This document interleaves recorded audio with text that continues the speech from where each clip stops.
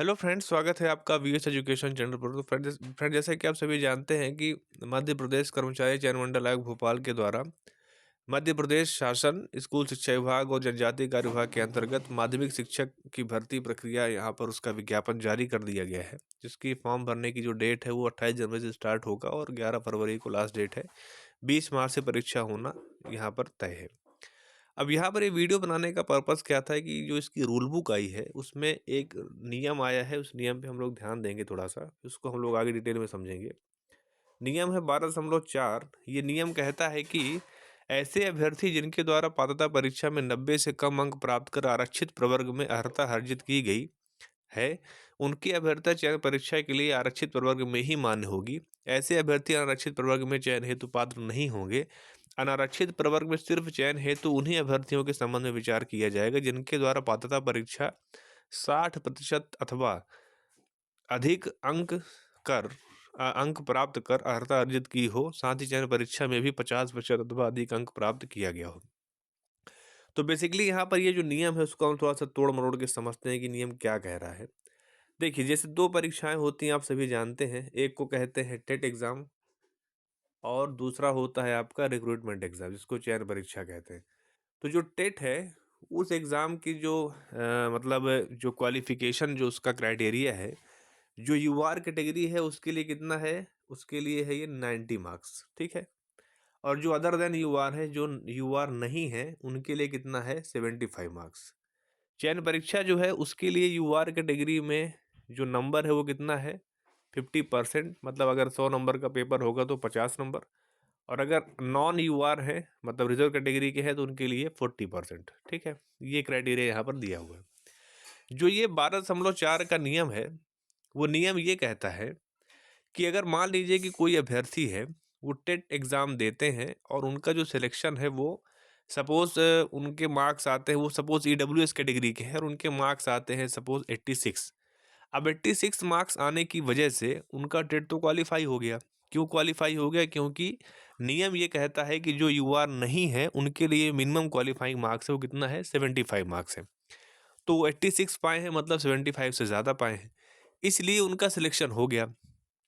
अब क्या होगा कि जब भविष्य में चयन परीक्षा होगी, तो जब चयन परीक्षा होगी तो वहाँ पर क्या होगा कि ये चीज़ देखी जाएगी कि उनके जो मार्क्स हैं, क्योंकि वो 86 मार्क्स पा रहे हैं, ठीक है। मतलब उनको, अगर उनका सिलेक्शन हुआ है, वो क्वालिफाइड अगर हुए हैं टेट एग्ज़ाम में, तो वो सिर्फ इस वजह से हुए क्योंकि उनका ईडब्ल्यूएस कैटेगरी था, ठीक है। तो अब उनको जब वो रिक्रूटमेंट एग्ज़ाम देंगे तो अब उनको सिर्फ ईडब्ल्यूएस ही कंसीडर किया जाएगा। मतलब भले ही अगर वो चयन परीक्षा में 100 में से 100 नंबर ले आ देते हैं, फिर भी उनको किस में रखा जाएगा, ईडब्ल्यूएस की सीट्स पे रखा जाएगा। ये नियम, जो नियम है 12.4 में, उसकी बात कर रहा हूँ एग्जाम्पल के रूप में, ठीक है। वहीं पर दूसरा केस लेते हैं कि अगर मान लीजिए कि कोई कैंडिडेट है, वो सपोज, अब पिछली बार ईडब्ल्यूएस का एग्जाम्पल लिए थे, वो ओबीसी का ले लेते हैं। सपोज ओबीसी है, उनके मार्क्स आ गए 95, ठीक है। अब उनके आप मार्क्स जब 95 आ गए तो निश्चित से बात क्या हुई कि उन्होंने यूआर की कैटेगरी में उनका क्वालिफाई हुए उसमें टेट एग्जाम में। तो अब जब वो चयन परीक्षा देंगे तो उनके मार्क्स चाहे इस बार अगर उनके मार्क्स 50% से ज़्यादा है तो उनको यूआर ही माना जाए, क्योंकि वो टेट ही यूआर से पास किए हैं। अगर वो मान लीजिए कि उनके मार्क्स 50% से कम रहे कि 40% से ज़्यादा है, तो फिर उनको वहाँ पर अपनी कैटेगरी का लाभ मिलेगा, उनको ओबीसी माना जाएगा, ठीक है। तो ये यहाँ पर इस रूल का मतलब है। अब थोड़ा सा देख लेते हैं कि जो 2018 की पात्रता परीक्षा हुई थी, सॉरी 2023 की वर्ग 2 की, उसमें क्या नियम है। तो उसके लिए आप यहाँ पर देखिए कि जो वर्ग 2 की पात्रता परीक्षा थी उसमें लिखा है एक चीज़ यहाँ पर, फिर हम लोग पूरी बातों को देख लेते हैं, फिर इसको हम लोग समझेंगे। इस पॉइंट पे लिखा है, शिक्षक पात्रता परीक्षा की वैधता आजीवन रहेगी। वर्ष 2018 एवं इसके बाद आयोजित शिक्षक पात्रता परीक्षा के लिए आजीवन वैधता लागू होगी। अर्थात वर्ष 2018 अथवा इसके बाद आयोजित शिक्षक पात्रता परीक्षा में हर अभ्यर्थियों को पुनः पात्रता परीक्षा में सम्मिलित होने की आवश्यकता नहीं है। मतलब इनकी जो वैलिडिटी है वो कैसी है, लाइफ टाइम वैलिडिटी है, ठीक है। लाइफ टाइम है, दोबारा इनको परीक्षा में कभी नहीं बैठना, ठीक है। ये चीज़ हमें समझना है। अब इसके बाद देख लेते हैं कि चयन परीक्षा का क्वालिफाइंग मार्क्स कितना है। तो यहाँ पर ही आप देख सकते हैं, स्पष्टीकरण के ऊपर ही यहाँ पर लिखा हुआ है कि जो यूआर कैटेगरी है उनके लिए 50% और जो एससी एसटी ओबीसी ईडब्ल्यूएस और आपके जो फिजिकली हैंडीकैप हैं, ठीक, दिव्यांगजन जो है उनके लिए कितना है 40% है। ये यहाँ पर क्राइटेरिया यहाँ पर दिया हुआ है। अब बात कर लेते हैं कि ये नियम का क्या मतलब बनता है। अब देखिए, पहली बात ये है कि जो स्टेप होते हैं, जैसे अगर मैं बात करूँ, जैसे एमपीपीएससी की मैं एग्जांपल ले लेता हूँ। एमपीपीएससी क्या करता है कि हर साल एग्ज़ाम कंडक्ट कराता है। एग्ज़ाम कंडक्ट कराते समय वो क्या करता है कि उसके 3 स्टेप होते हैं। पहला होता है प्रीलिम्स, फिर होता है मेंस मुख्य परीक्षा, और फिर होता है इंटरव्यू साक्षात्कार। ठीक है? अब जैसे मान लीजिए, मैंने ये पॉइंट्स मैंने बहुत सी वीडियो में डिस्कस किया है। इसमें मैं डिस्कस करता हूँ कि कोई भी साल की भर्ती होगी तो ये 3 स्टेप को फॉलो किया जाएगा। ऐसा नहीं है कि 2020 में किसी ने प्रीलिम्स एग्जाम को क्वालिफाई कर लिया तो 2021 में उसको प्रीलिम्स नहीं क्वालिफाई करना पड़ेगा, 2022 में नहीं करना पड़ेगा, 2024 में नहीं करना पड़ेगा, ऐसा नहीं है। जिस साल भर्ती आएगी तो ये तीनों स्टेप को फॉलो किया जाएगा। अब जैसे मान लीजिए कोई कैंडिडेट ए है और एक कैंडिडेट हम ले लेते हैं बी। ठीक है, ए कैंडिडेट जो है, थोड़ा सा इसको यहाँ पर समझते हैं। एक मिनट रुकिएगा।